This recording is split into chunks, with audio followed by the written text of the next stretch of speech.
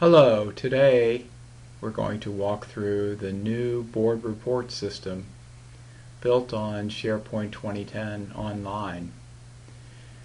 If you look at the comparison, if we were to ask the users of the existing board report system how they like the system, some of the complaints would be the difficulty of adding attachments to an executive summary. Right now they're in separate libraries and they have to right-click and copy shortcuts and add those directly into a Word document.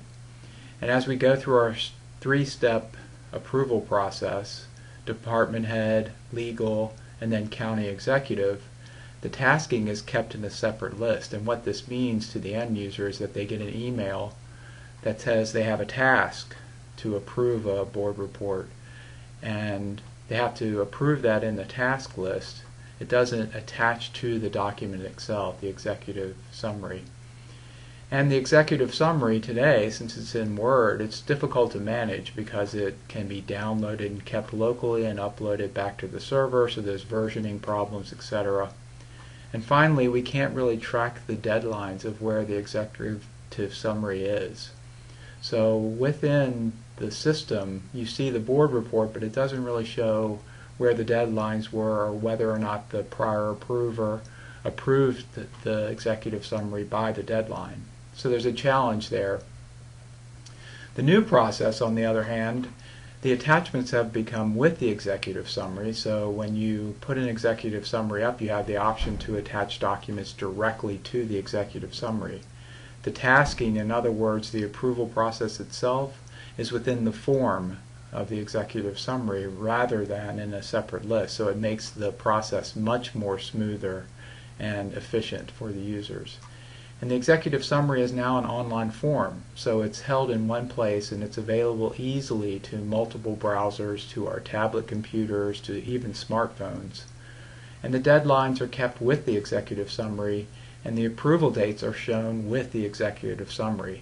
So the deadline will be shown, and the executive summary also shows when the prior approver approved the executive summary. So moving on to actually demo the system.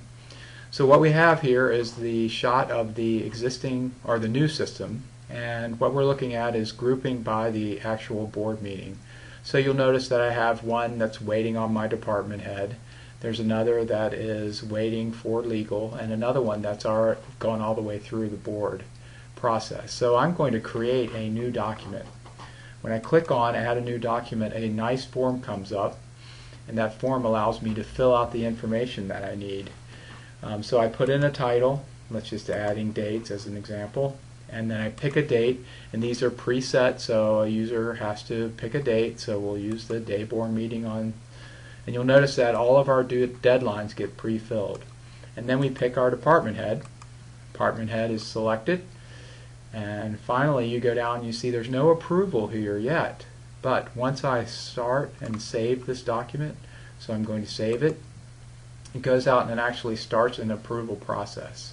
So you'll notice my new meeting is, my new agenda item is set. And then I get my email that says I have an executive summary to review. Okay, so this is what the department head would see, an email similar to this. And then what it does, and one of the big advantages of the new version is it allows us to be more flexible in the email. So we have an actual click here that takes them right to the document.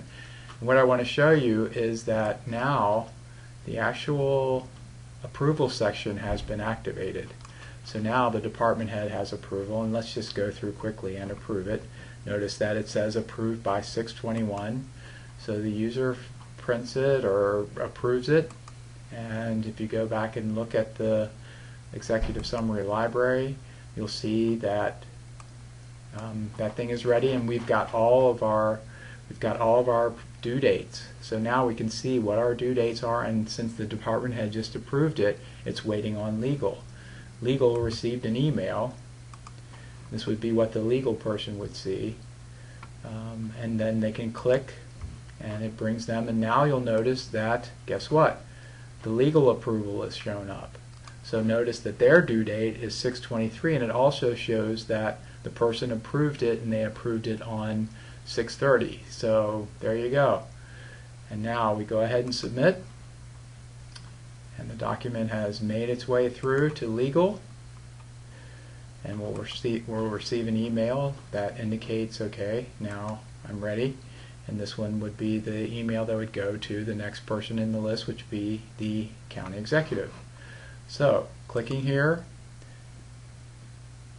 it'll bring the form up again, and the form fills out and adds in the final approval section. So for county executive, they would approve. Notice that they have the date 6/28, so they submit, and it's done, it's closed, so this one has been completed. So if we click on the refresh, you'll see that it's now ready for board.